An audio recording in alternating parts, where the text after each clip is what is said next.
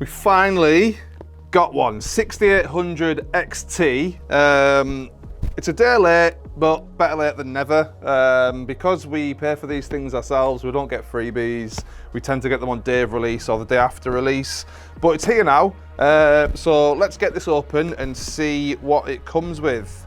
So obviously we have some of the AMD CPUs, so I'm really excited to pair one of them with this because of the smart access memory that AMD have been telling us all about. Let's see what that's all about. But first and foremost, let's have a look at this graphics card.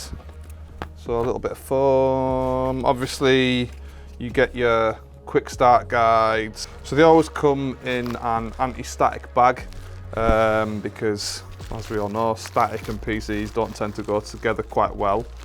That is a lot smaller than what we've seen with the NVIDIA cards. And you know what? It looks really nice. Let me get rid of some of these boxes and we'll take a better look at it.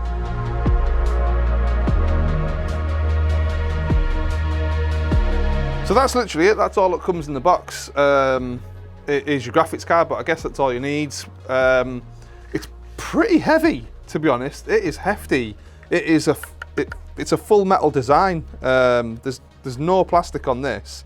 I imagine this is going to get hot once it's been in your machine for a while. 2 DisplayPort. I believe they're DisplayPort 1.4, HDMI, and that looks like a USB Type-C.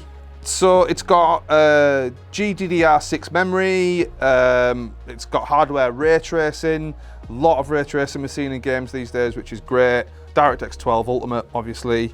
It's got Radeon image sharpening, Radeon anti-lag, and obviously Radeon VR Ready Premium as well, which I'm very excited for. Video streaming up to 8K. Obviously it's got the AMD RDNA 2 architecture, which we're very, very excited to test and see if that makes a big difference to our gaming. It really is dead heavy. It surprises me that it doesn't come with like a sag bracket inside the box, but literally all that comes in the box is this. My advice is if you're buying this, get yourself a sag bracket because it's surprising just how heavy it is with the full metal build. 3 fans on top. On the bottom, there's no fans on there, but that's fine. Yeah, it's got your radiator grill there and your 2 ports there for your power.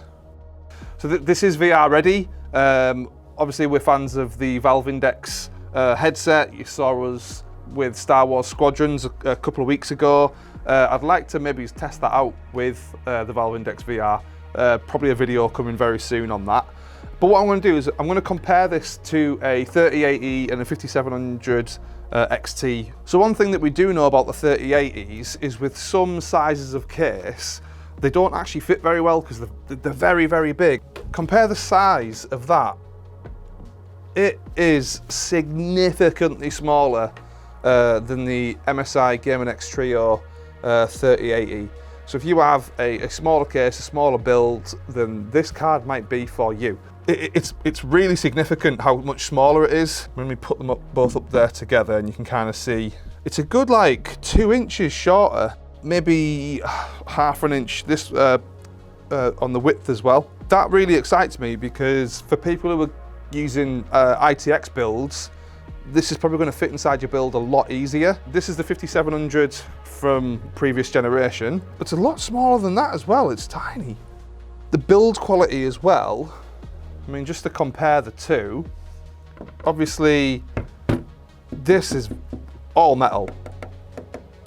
All metal. This is plastic. All very, very plasticky.